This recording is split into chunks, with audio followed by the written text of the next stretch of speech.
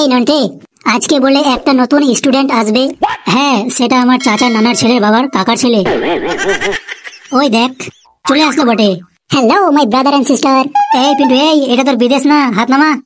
এই নন্টে, কোথায় বসবো আমি? আগে স্যার আসবে, তোর ইন্টারভিউ নেবে, তারপর তুই বসতে পারবি। তুই ওখানে দাঁড়া কোনায়। এই তোরা চুপ, স্যার আসছে। কিরে, নতুন স্টুডেন্ট নাকি? হ্যাঁ স্যার, নতুন স্টুডেন্ট। ওটা আমার আত্মীয় ছেলে। আচ্ছা, তোদের যেটা পড়া দিয়েছিলাম সেটা তোরা চুপচাপ পড়াশোনা কর। আমি এর ইন্টারভিউ নিব, তাই একটু লেট হবে আসতে। Okay sir. ঠিক আছে স্যার। এই পিন্টু, সাবধানে যা, ভালো করে ইন্টারভিউ দিবি। এই নতুন ছেলেটা, চলো আমার কেবিনে চলো। বসার জন্য জায়গাটা সেই, বাহ, সিটটাতে বসতে সেই মজা তো। এই এই, হ্যাঁ স্যার বলুন। আরে আমি তো তোকে এখানে বসতে বলেছিলাম, চল এখানে। বস বস, সিটে বস এবার। আচ্ছা, তোমার নাম কি? স্যার, আমার নাম মিন্টু মঈন খান আলম পাড্ডে চক্রবর্তী। এটা কেমন নাম রে বাপ? স্যার, আমাকে মিন্টু বলে ডাকে অনেকে। আচ্ছা, আগে তুই কোন স্কুলে পড়তিস? স্যার, এখনো অবধি অনেকগুলো স্কুলে ভর্তি হতে যাচ্ছিলাম, কিন্তু ইন্টারভিউ দেওয়ার পরে কেউ নিতেই চায় না। কমসে কম 145টা স্কুল তো হয়ে গেল। বাপ রে বাপ। এই, আমি কিন্তু টিচার, ইয়ার্কি একদম পছন্দ করি না। স্যার, আমিও ইয়ার্কি পছন্দ করি না। আচ্ছা, আমি কিন্তু তোকে সব সাবজেক্ট থেকে প্রশ্ন করব। যদি ঠিকঠাক উত্তর দিতে পারিস তাহলে তোকে অ্যাডমিশন নেওয়া হবে। একদম স্যার, একদম। আপনি যে কোনো সাবজেক্ট থেকে প্রশ্ন করুন, আমি তার উত্তর দিয়ে ফাটিয়ে দেবো। তোকে আর উত্তর দিয়ে ফাটাতে হবে না, তুই খালি প্রশ্নের উত্তরগুলো বলিস। আচ্ছা, আমি তোকে ভূগোল থেকে প্রশ্ন করছি, বলতো সূর্যগ্রহণ কাকে বলে? স্যার, সূর্য যখন লজ্জায় চাঁদের পিছনে লুকাতে থাকে তখন তাকে সূর্যগ্রহণ বলে। আর চন্দ্রগ্রহণ কাকে বলে? স্যার, যখন চন্দ্র সূর্যের ভয়ে লজ্জায় সূর্যের পিছনে লুকিয়ে যায় তখন তাকে চন্দ্রগ্রহণ বলে। উত্তর তো ঠিক, কিন্তু ওই লুকালুকি আর লজ্জার কথা এসব কি? আমি কিন্তু ইয়ার্কি ঠাট্টা এসব পছন্দ করি না। স্যার, ইয়ার্কি ঠাট্টা আমিও পছন্দ করি না। এই বলতো মিন্টু, ধূমকেতু কাকে বলে? স্যার, ধূমকেতু ওর বউয়ের সাথে ঝগড়া করার পর আকাশ থেকে যখন আমাদের পৃথিবীর দিকে নেমে আসে আমাদের কাছে সাহায্য দেওয়ার জন্য, তখন তাকে ধূমকেতু বলে।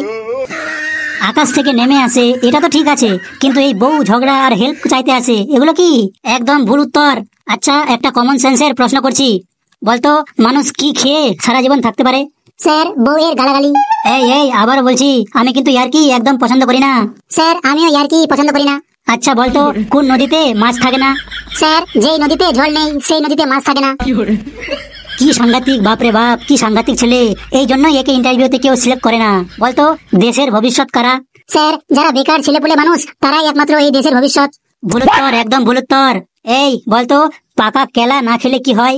স্যার, পাকা কেলা না খেলে তো কেলা পচে যাবে কিনা? না না, একদম ভুল উত্তর। আচ্ছা, তোকে একটা সিনেমা নিয়ে প্রশ্ন করছি, উত্তর বলতো। বলতো বিবাহিত ছেলেরা কেন সিনেমা দেখতে যায়? স্যার, ঘুমানোর জন্য। মানে? আরে স্যার, বিবাহিত পুরুষগুলা বাড়িতে ঝগড়া ঝামেলা হওয়ার জন্য রাত্রে শান্তিতে ঘুমাতে পারে না, তাই ওরা একটু শান্তিতে ঘুমানোর জন্য সিনেমা দেখতে যায়, যাতে ওখানে ওদের ঘুমানোর ডিস্টার্ব না হয়। বাপ রে বাপ, কি সাংঘাতিক ছেলে একটা। আচ্ছা বলতো, আমরা আমাদের দেশের জনসংখ্যা কিভাবে কমাতে পারি? স্যার, এটা তো খুবই সিম্পল। আচ্ছা, সিম্পল তো বল। ছেলের সাথে ছেলের বিয়ে দিলে আর মেয়ের সাথে মেয়ের বিয়ে দিলে জনসংখ্যা একদম কন্ট্রোল হয়ে যাবে স্যার। বাপ রে বাপ, কি যুক্তি রে তোর। তোর এই উত্তরের জন্যই তোকে আজ অব্দি কেউ স্কুলে সিলেক্ট করেনি। স্যার, এটা কোনো যেই সেই যুক্তি নয়। অনেকদিন ধরে তপস্যা করার পর আমি এই যুক্তিটা পাইছি, যদিও এটা একদম সত্য। আমাদের দেশ যদি এই যুক্তিটা ফলো করে তাহলে সত্যি সত্যি আমাদের দেশের জনসংখ্যা কমে যাবে। আমি আগে থেকে বুঝে গেছিলাম তোকে দেখে, তুই ছেলেটা সুবিধের না। বেশ, এবার আমি তোকে ইতিহাস থেকে কিছু প্রশ্ন জিজ্ঞেস করব। হ্যাঁ স্যার, আপনি যে কোনো সাবজেক্ট থেকে আমাকে প্রশ্ন করতে পারেন। বলতো চেঙ্গিস খান কে ছিল? স্যার, চেঙ্গিস খান সেই ব্যক্তি ছিল যে ব্যক্তির একটা বাপ আর একটা মা ছিল। আরে আমি বলতে চাচ্ছি চেঙ্গিস খান কে ছিল, মানে ও লাইফে কি করেছে, ও এত ফেমাস কেন? স্যার, ও একটা বহুত খতরনাক মানুষ ছিল, যাকে দেখে ওদের গ্রামে সবাই ভয় পেত, কিন্তু ও কাউকে দেখে ভয় পেত না। ও খালি ওর বউকে ছাড়া আর কাউকে ভয় পেত না। হয়েছে হয়েছে, থাক, তোকে আর বলতে হবে না। আচ্ছা বলতো, মেগাস্থেনিস ভারতে কেন আসছিল? স্যার, মেগাস্থেনিস তো ভারতে আসতেই চায়নি, কিন্তু ওর মা ওকে জোর করে পাঠিয়েছিল। ওর মা ওকে বলেছিল ভারতে নাকি ভালো পড়াশোনা হয়। বাপরে বাপ, কি উত্তর সাংঘাতিক। আমি এখন হারে হারে বুঝতে পারছি কেন তোকে কোনো স্কুল সিলেক্ট করেনি। এই, তুই কি জানিস আমাদের পূর্বপুরুষ আদিম মানুষ ছিল, মানে বাদর। বাদর? কি বলছেন স্যার, আপনাদের পূর্বপুরুষ বাদর ছিল? এই জন্যই তো ভাবছি আপনার মুখের মধ্যে কোথাও না কোথাও তো বাদরের মিল আছে। আরে কি আজে বাজে কথা বলছিস, আমাদের সবার পুরুষেই এক সময় বাদর ছিল, বাদর। এটা কি তুই জানিস না? সবারটা জেনে কি লাভ স্যার, আপনারটা জানলাম এটাই অনেক বেশি। বাপরে বাপ, আমি জানতাম না যে আপনার পূর্বপুরুষ বাদর ছিল। এখন তো আমি সবাইকে বলে দেবো যে আপনার পূর্বপুরুষ বাদর ছিল। আমি আজকে বাইরে সবাইকে বলে দেবো যে এই স্কুলের প্রিন্সিপাল একটা বাদরের বংশ। আরে পিন্টু, আরে তুই ব্যাপারটা বুঝতে পারছিস না? না স্যার না, আর শোনাশোনার কিছুই নাই, এই ব্যাপারটা আমাকে বলতেই হবে। আপনি একটা বাদরের বংশধর। এই আমি কিন্তু তোর অ্যাডমিশন নেব না। সে আপনি আমাকে অ্যাডমিশন নেবেন আর না নেবেন স্যার, আমি তো আজকে বাইরে সবাইকে বলে দেবো যে আপনার পূর্বপুরুষ বাদর ছিল আর আপনি সেই বাদরের বংশধর।